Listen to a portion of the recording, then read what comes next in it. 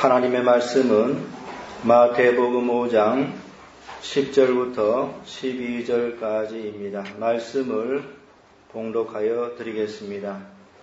의를 위하여 핍박을 받은 자는 복이 있나니 천국이 저희 것이니라. 나를 인하여 너희를 욕하고 핍박하고 거짓으로 너희를 거스려 모든 악한 말을 할 때에는 너희에게 복이 있나니 기뻐하고 즐거워하라. 하늘에서 너희의 상이 큼이라. 너희 전에 있던 선지자들을 이같이 핍박하였느니라. 아멘. 오늘은 산상수훈의 8것 가운데서 마지막 8번째 복에 대하여 말씀드리도록 하겠습니다. 오늘 본문에서 예수님은 의를 위하여 핍박을 받은 자가 복이 있다고 말씀하셨습니다. 의를 위하여 핍박을 받은 자는 복이 있나니 천국이 저희 것이니라. 나를 인하여 너희를 욕하고 핍박하고 거짓으로 너희를 거스려 모든 악한 말을 할 때에는 너희에게 복이 있나니 기뻐하고 즐거워하라.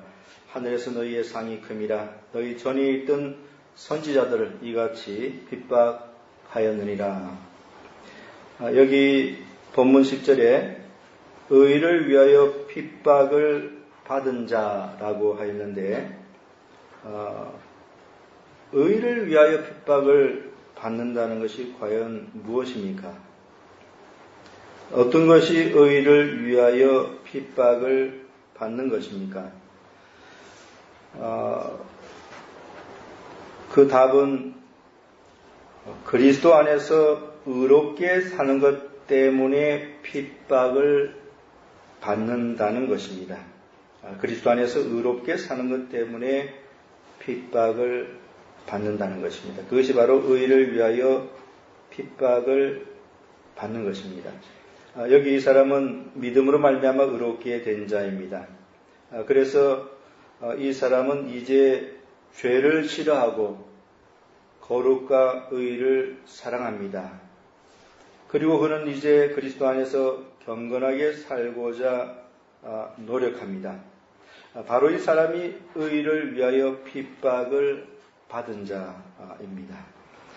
여기 이 사람은 정치적인 이유나 개인적인 잘못으로 인하여 핍박을 받는 것이 결코 아닙니다. 베드로전서 4장 15절에 너희 중에 누구든지 살인이나 도적질이나 악행이나 남의 일을 간섭하는 자로 고난을 받지 말려니와 라고 했습니다. 정치적인 활동으로 인하여 핍박을 받는 것이나 사회에서 법을 어겨서 벌을 받는 것 등은 오늘 본문에 나오는 의를 위하여 핍박을 받는 것과 아무런 상관이 없습니다. 로이드 존스 목사님은 다음과 같이 말하였습니다. 본문은 반대하기 때문에 박해를 받은 사람은 복이 있다고 말하지 않는다. 본문은 까다롭기 때문에 어려움을 겪는 사람은 복이 있다라고 말하지도 않는다. 본문은 지혜가 매우 부족하고 어리석으며 그들이 복음의 증거라 생각하는 것에 지혜롭지 못하기 때문에 기독교인으로서 박해를 받는 사람들은 복이 있다라고 말씀하시지도 않는다. 전적으로 그들의 어리석음 때문에 그들 자신의 그 무엇이나 그들의 행위 때문에 가벼운 박해를 받은 기독교인들이 허다하게 있다. 하지만 주님의 이 약속은 그런 사람들에게는 적용되지 않는다. 그의 조건은 의를 위하여이다. 이 점을 매우 분명히 해야 한다. 그래서 단순한 박해가 아니고 의를 위하여 받는 박해라는 것입니다. 그것이 조건으로 덧붙여져 있는 것입니다. 까다롭기 때문에 또 지혜가 부족하기 때문에 또 어리석기 때문에 당하는 그런 박해는 의를 위한 박해가 결코 아닙니다. 여기서 말하는 핍박이라고 하는 것은 오직 의 때문에 받는 핍박인 것입니다.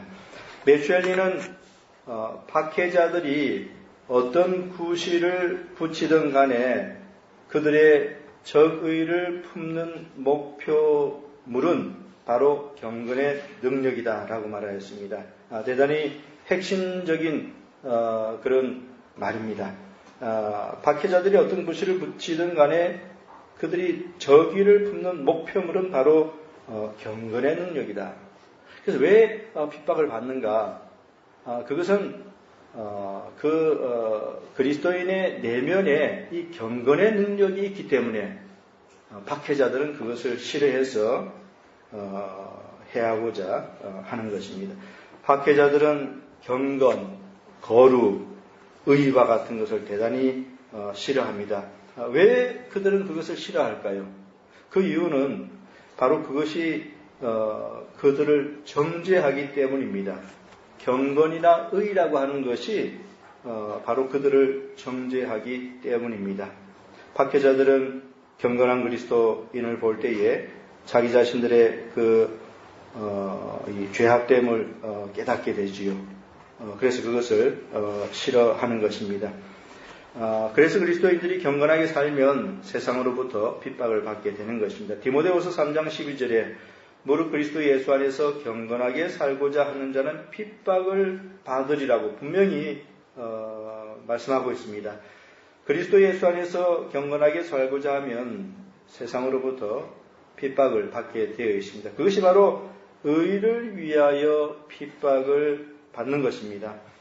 존 메가들은 핍박을 받지 않는 삶에 대하여서 다음과 같이 말을 하였습니다. 평생 전혀 박해를 받지 않으면서 살 수도 있다. 우선 세상의 기준을 인정하라. 그러니까 세상의 기준을 인정한다면은 박해가 없다는 것이죠. 거기에 순응하라. 인정할 뿐 아니라 거기에 따르라는 것입니다. 거기에 순응하라. 세상의 도덕과 윤리를 받아들이라. 세상이 사는 것처럼 살라. 세상의 농담에 웃고 세상의 오락을 즐기며 세상이 하나님을 조롱할 때 미소 지으라. 세상이 하나님의 이름을 망령되이 일컫도록 내버려 두라. 사람들을 향해 그들이 죄인이라고 말하지 말라. 사람들을 향해 예수 그리스도가 없는 그들을 잃어버린 자라고 말하지 말라. 사람들을 향해 그들은 결국 사망에 이를 것이라고 말하지 말며 무엇을 하든 지옥을 말하지 말라. 약속하건대 그렇게 하면 결코 핍박을 받지 않을 것이다. 그래서 존 메가드가 핍박을 받지 않는 삶에 대해서 이렇게 잘 설명을 해 주었습니다. 세상의 기준을 인정하고 받아들이고 순응하고 따라서 산다면은 핍박이라는 것이 있을 수 없는 것이죠. 그러나 의를 위하여 살아가는 삶은 세상의 기준을 도무지 받아들일 수가 없는 것입니다. 그리스도 안에서 경건하게 사는 것은 세상의 기준을 배척하고 정죄하는 것을 의미합니다. 그래서 세상으로부터 자동적으로 미움과 박해를 받게 되어 있는 것입니다. 사랑하는 성도 여러분, 여러분들은 믿음으로 말미암아 의롭게 된 사람들입니까? 그리고 여러분들은 성령을 좇아서 거룩하게 살아가고 있습니까? 여러분들은 거룩에 속한 것들을 사랑합니까? 그리고 세상의 죄악과 불의한 것들을 미워하고 멀리합니까? 여러분들이 그리스도 안에서 경건하게 산다면은 세상으로부터 핍박을 받게 되어 있습니다. 오늘 본문에 나오는 의를 위하여 핍박을 받은 자는 바로 그러한 사람인 것입니다. 한마디로 말하면은 경건한 그리스도인이지요. 오늘 본문 11절은 10절을 해석해 준 것입니다. 나를 인하여 너희를 욕하고 핍박하고 거짓으로 너희를 거스려 모든 악한 말을 할 때에는 너희에게 복이 있나니. 여기 11절의 말씀은 방금 전에 10절에서 의를 위하여 핍박을 받은 자라고 말한 그것을 좀 더 구체적으로 예수님께서 설명해 주신 것입니다. 그러니까 11절은 의를 위하여 핍박을 받는다는 것이 무엇인지에 대한 예수님의 직접적인 해석인 것입니다.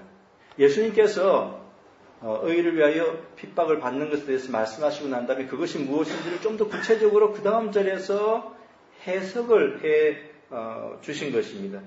그러니까 의를 위하여 핍박을 받는다는 것은 조금 더 구체적으로 말씀드리자면은 나를 인하여, 그러니까 예수님 때문에 세상으로부터 욕을 당하고 핍박을 받고 또 모든 악한 말을 듣는 것을 의미한다고 하였습니다. 이것은 오직 예수님 때문에 당하는 그러한 모욕과 비방과 박해인 것입니다.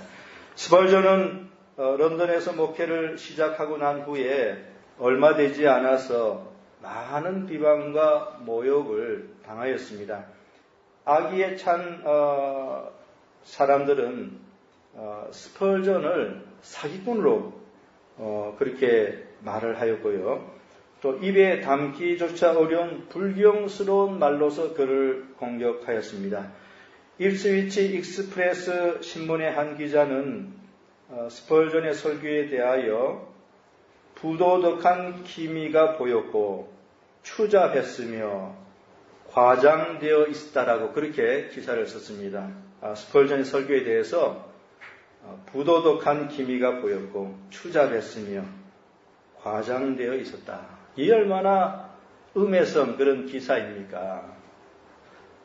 XS 스탠다드 신문에서도 스펄전의 설교에 대하여 다음과 같이 기사를 썼습니다. 그의 설교 방식은 조속한 말들 뿐이며, 조속한 말이라고 하였습니다. 스펄전의 설교를 조속한 말들 뿐이며 고함이나 칠 뿐이다. 이게 말이나 될 법한 것입니까? 조속한 말들 밖에 없다는 것이고 그의 설교는 고함이나 치는 것이라고 하였습니다. 우리 종교의 경건하고 엄숙한 신비들이 그에 의하여 무리하고 불경스럽게 조작되고 있다. 신의 비의는 세속화되고 성스러움은 더럽혀졌으며 상식은 도를 지나쳤고 타락은 메스꺼울 정도이다. 교양 없는 관객들의 귀를 어지럽히는 조잡한 일화들로 뒤섞인 그의 외침이 사방으로 퍼진다. 이 얼마나 악의에 찬 그런 흑색 기사입니까? 이처럼 스펄전은 많은 비방과 모욕을 런던에서 목회 초기에 젊었을 때 20대 때 받았습니다. 역사상 가장 위대한 설교자들 가운데 하나인 스펄전에 대해서 세상은 그렇게 그를 비방하였고 그를 사기꾼이라고 하였습니다. 그리고 스펄전에게 어울리는 장소는 서커스장이라고 그렇게 조롱하고 폄하하기도 하였습니다. 그러한 비난을 받았을 때 스펄전의 마음이 얼마나 참 크게 상하였겠습니까? 그러한 말들이 사실이라면 아무런 할 말이 없을 것이죠. 그럼 비난받아 마땅하죠. 그러나 그것은 사실이 아닙니다. 지어낸 말들입니다. 지어낸 사실을 가지고 비방을 했지요. 악한 사람들은 없는 사실을 꾸며내고 만들어서 비방을 합니다. 경건하게 살아가는 것으로 인하여 세상으로부터 그러한 모욕과 비난을 당하게 될 때 그리스도인들의 마음은 심히 상하게 되는 것입니다.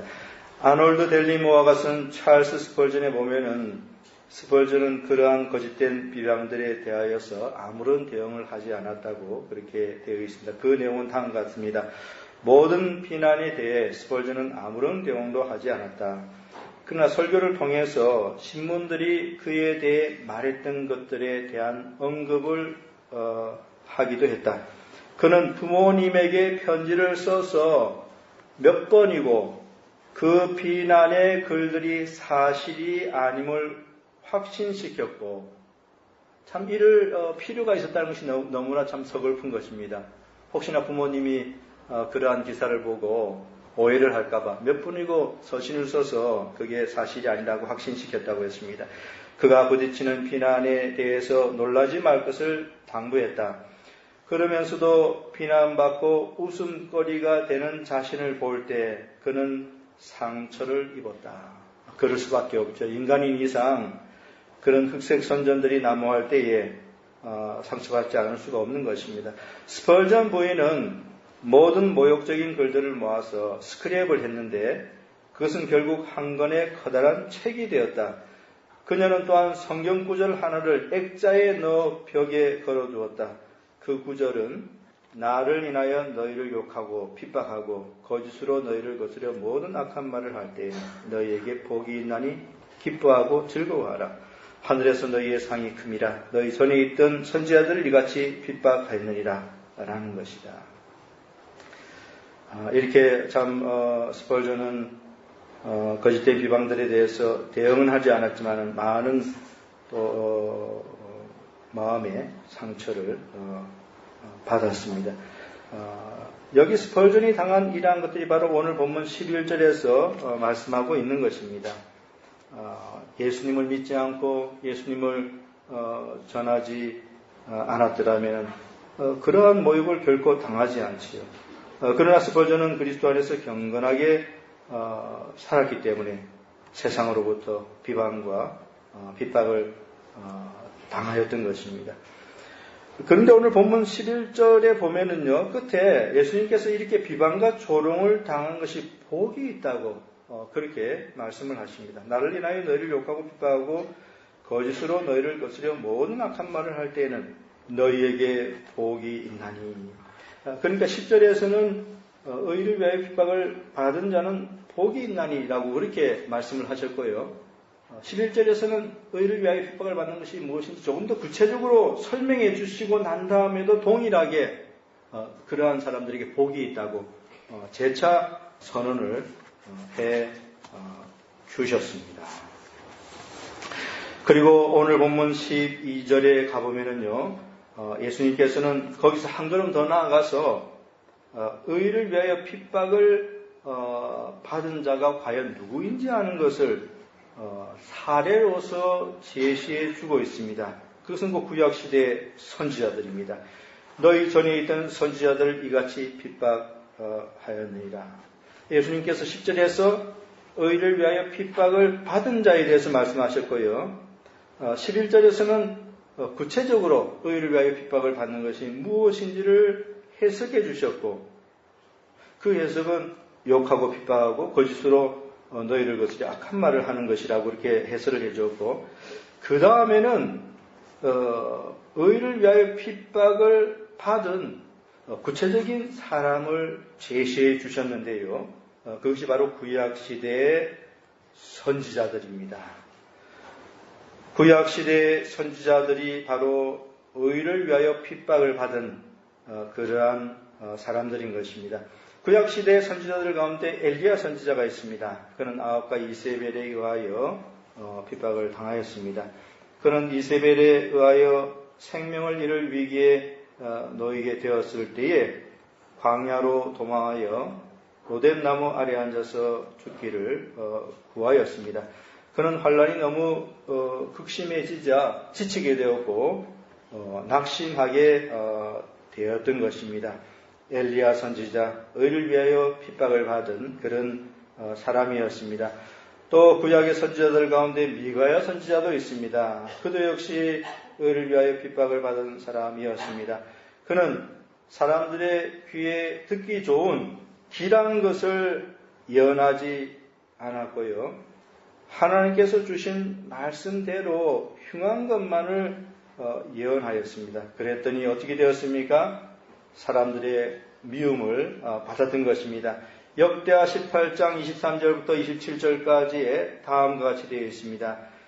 그나아나의 아들 시드기야가 가까이 와서 미가야의 뺨을 치며 이르되, 참 모욕적인 그런 일을 당했죠. 미가야의 뺨을 치며 이르되, 여호와의 영이 나를 떠나 어디로 말미암아 가서 내게 말씀하더냐.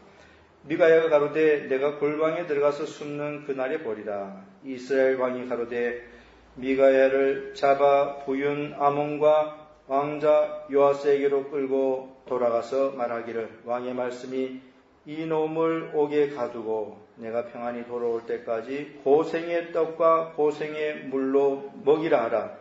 미가야가 가로되 왕이 참으로 평안히 돌아오시게 될진데 여호와께서 나로 말씀하시지 아니하셨으리이다.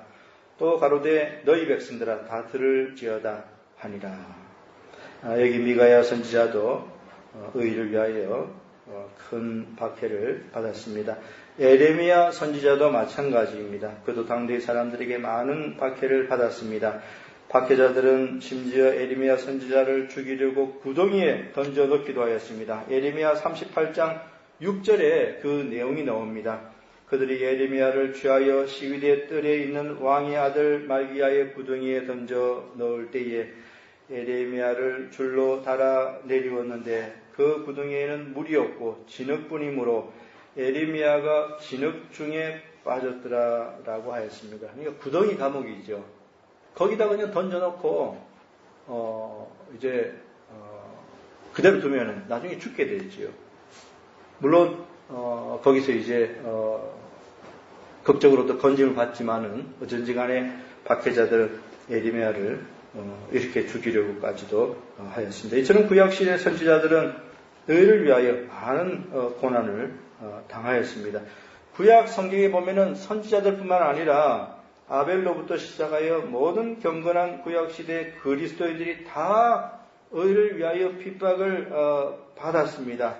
모세를 보시기 바랍니다. 얼마나 많은 고난을 당하였는지 모릅니다. 광야에서 이스라엘 백성들로부터 많은 고난을 당하였습니다. 히브리서 11장 24절부터 26절까지의 믿음으로 모세는 장성하여 바로의 공주의 아들이라 칭함을 거절하고 도리어 하나님의 백성과 함께 고난받기를 잠시 죄악의 낙을 누리는 것보다 더 좋아하고 그리스도를 위하여 받는 능력을 애고의 모든 보호보다 더 큰 재물로 여겼으니 라고 하였습니다. 모세는 참으로 많은 환난과 고난을 겪었습니다. 구약시대의 모든 경건한 그리스도인들의 그 환난에 대하여 히브리서 11장 36절부터 38절까지에 다음과 같이 기록해 놓았습니다. 또 어떤 이들은 희롱과 책찍질 뿐 아니라 결박과 옥에 갇히는 시험도 받았으며 돌로 치는 것과 톱으로 켜는 것과 시험과 칼에 죽는 것을 당하고 양과 염소의 가죽을 입고 유리하여 궁핍과 환난과 학대를 받았으니 저희가 광야와 산줄과 아멸과 토굴에 유리하였느니라. 이것이 바로 구약시대의 경건한 성도들이 당한 의를 위한 핍박입니다. 구약시대의 성도들뿐만 아니라 신약시대의 성도들도 동일하게 의를 위하여 핍박을 당하였습니다. 사도들을 한번 생각해 보시기 바랍니다. 사도행전에 보면은 사도들이 당한 고난이 잘 기록되어 있습니다. 복음을 전하는 것 때문에 베드로와 요한은 공회 앞에 붙잡혀 서야 했고 옥에 갇히기도 하였습니다. 복음을 전하다가 스데반 집사는 어떻게 되었습니까? 돌에 맞아 순교하였지요. 사도 바울도 복음을 전하러 가는 곳곳마다 핍박과 고난을 당하였고요. 사도 바울도 돌에 맞아 죽을 뻔한 적도 있었습니다. 그리고 고린도서 11장 23절부터 27절까지 보면은 사도 바울이 당한 핍박, 의를 위한 핍박이 어떠한 것인지 자세히 나와 있는데 거기에 보면은 유대인들에게 40에 하나 감한매를 5번 맞았다고 하였습니다. 이거 의를 위하여서 당한 그런 핍박이었습니다. 또 3번 태장으로 맞고 1번 돌로 맞았다고 그렇게 하였습니다. 어쩐지 이런 이 고난의 목록들은 다 의를 위하여 핍박 당한 그런 것들입니다. 예수님께서 오늘 본문에서 복되다고 선언한 사람은 바로 의 때문에 핍박을 받는 경건한 그리스도인들입니다. 그리스도로 인하여 욕을 당하고 거짓된 비방을 받으며 핍박을 당하는 자들이 진정 복이 있는 사람이라고 예수님께서 오늘 본문에서 선언하신 것입니다. 의를 위하여 핍박을 받은 자는 복이 있나니 천국이 저희 것입니다. 나를 인하여 너희를 욕하고 핍박하고 거짓으로 너희를 거스려 모든 악한 말을 할 때에는 너희에게 복이 있나니 기뻐하고 즐거워하라. 하늘에서 너희의 상이 큽니다. 너희 전에 있던 선지자들을 이같이 핍박하였느니라. 오늘 본문에서 여러분들이 한 가지 꼭 알아야 할 것은 핍박을 당하는 것은 곧 구원을 받았다라고 하는 확실한 증거가 된다는 사실입니다. 이 사실은 오늘 본문에서 여러분들이 분명히 알아두어야 되겠습니다.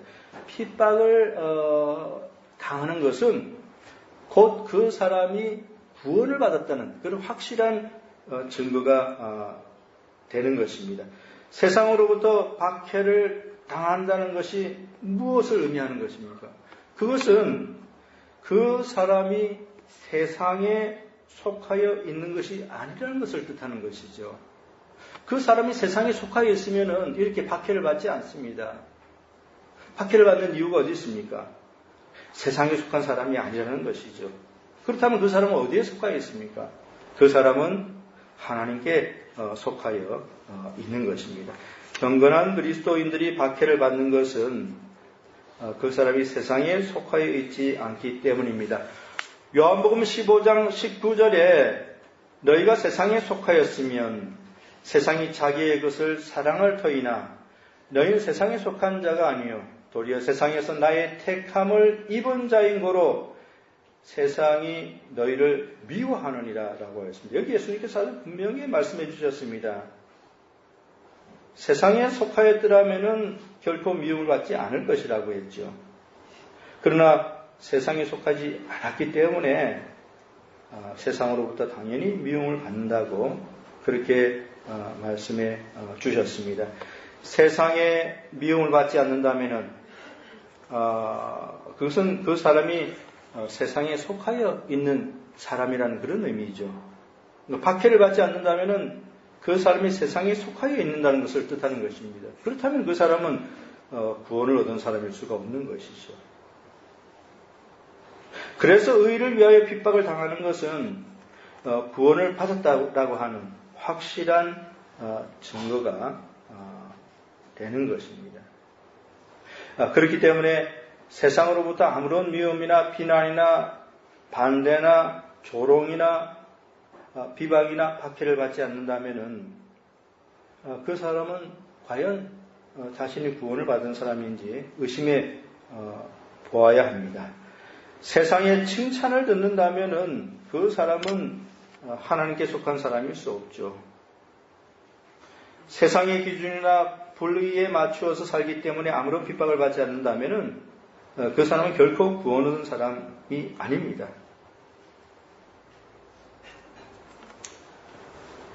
오늘 본문에서 예수님께서 의를 위하여 핍박을 받은 자가 복되다고 선언하셨는데요. 바로 이 사람은 믿음으로 의롭다함을 얻은 사람입니다. 이 사람은 구원을 얻은 사람이지요. 그래서 이 사람은 그리스도 안에서 경건하게 살아가고 있는 그런 사람입니다. 그래서 세상으로부터 미움과 박해를 받는 것입니다.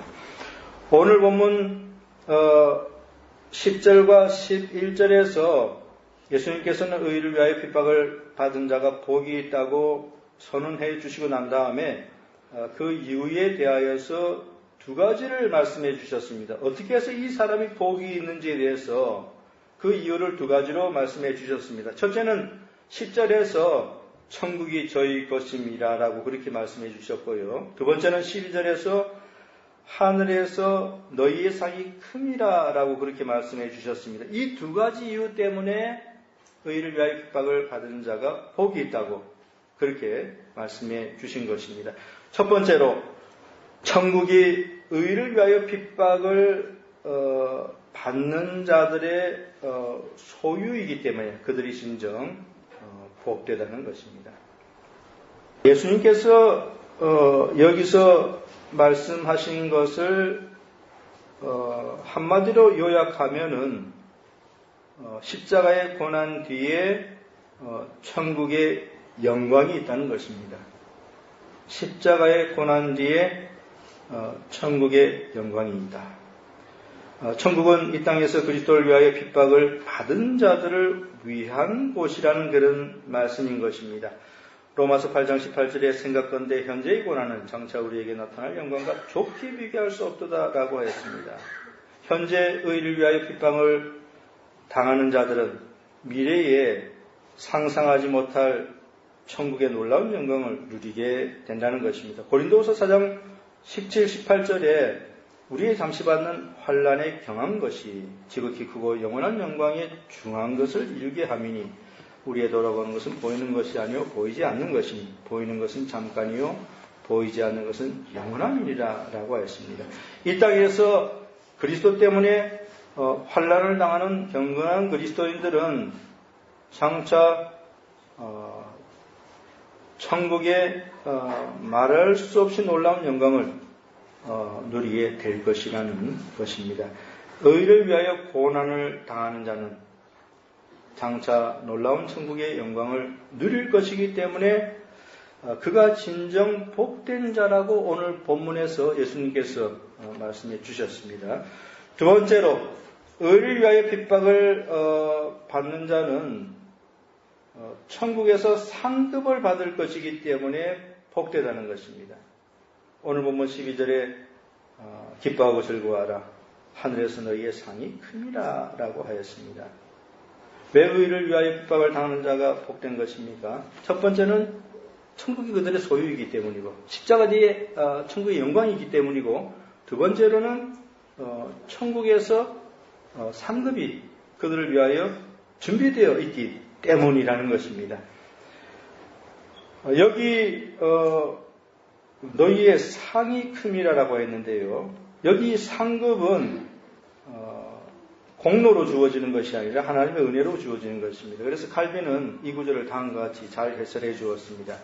우리의 마음이 일단 하늘을 향해 들려 올려지게 되면 끝없는 기쁨의 근거가 거기서부터 문을 활짝 열고 우리에게 나와 모든 슬픔을 삼켜버리고 만다.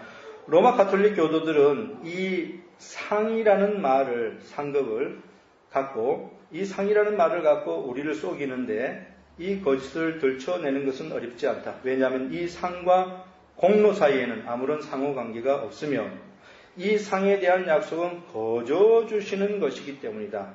거저 주시는 하나님의 은혜라는 것이죠. 우리들 가운데 가장 선하다는 사람의 선행이라도 얼마나 흠과 모순투성인가 하는 점을 생각할 때 그 어느 것도 하나님의 상을 받을 자격이 없다는 것을 알 수 있다. 그러니까 여기서 칼빈이 잘 설명해 준 것은요. 하늘에서의 큰 상급은 공로로 주어지는 것이 아니라 하나님의 은혜로 주어지는 것이라고 했습니다. 가장 선하다고 하는 그리스도인들조차도 흠과 모순투성이 있죠. 그렇기 때문에 공로를 가지고 상급을 받는다면은 가장 선한 그리스도인들도 받을 것이 없습니다. 그렇기 때문에 너희의 상이 큽니다 했을 때 이 상은 은혜로 주어질 그러한 상인 것입니다. 의를 위하여 핍박을 받는 자들을 위하여 천국에서 큰 상급이 준비되어 있는 것입니다. 그래서 그들이 복된 자들이라는 것입니다. 예수님께서 의를 위하여 핍박을 받는 자들이 복되다고 선언하시고 난 다음에 왜 그들이 복된가에 대해서 두 가지로 말씀해 주셨는데 첫 번째로는 천국이 그들의 소유이기 때문이라고 했고 두 번째로는 천국에서의 큰 상급이 그들을 위해 마련되어 있기 때문이라고 했습니다. 그래서 그들이 진정 복된 사람들이라고 그렇게 선언을 해 주신 것입니다.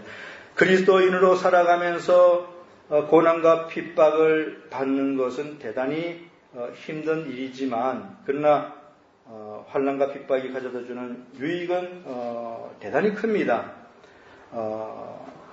핍박은 그리스도인을 더욱 정결하고 순결하게 만들어줍니다. 고난과 환난은 그리스도인들을 정화시키지요. 더 거룩하게 만들어줍니다. 그러니까 이게 큰 유익인 것이죠. 또 고난은 우리가 구원받은 자라는 것을 확실하게 증거해 줍니다. 그리고 천국은 의를 위하여 핍박을 받는 자들의 소유가 되고 그들을 위한 하늘에서의 큰 상급이 준비되어 있습니다. 그렇기 때문에 이처럼 이 고난과 핍박이라고 하는 것은 힘든 것은 사실이지만은 실로 큰 유익을 가져다 주는 것입니다. 그러므로 그리스도인들은 환난 중에서도 기뻐하고 즐거워해야 하는 것입니다. 의를 위하여 핍박을 받은 자는 복이 있나니 천국이 저희 것입니다. 나를 인하여 너희를 욕하고 핍박하고 거짓으로 너희를 거스려 모든 악한 말을 할 때에는 너희에게 복이 있나니 기뻐하고 즐거워하라. 하늘에서 너희의 상이 큼이라. 너희 전에 있던 선지자들을 이같이 핍박하였느니라. 아멘.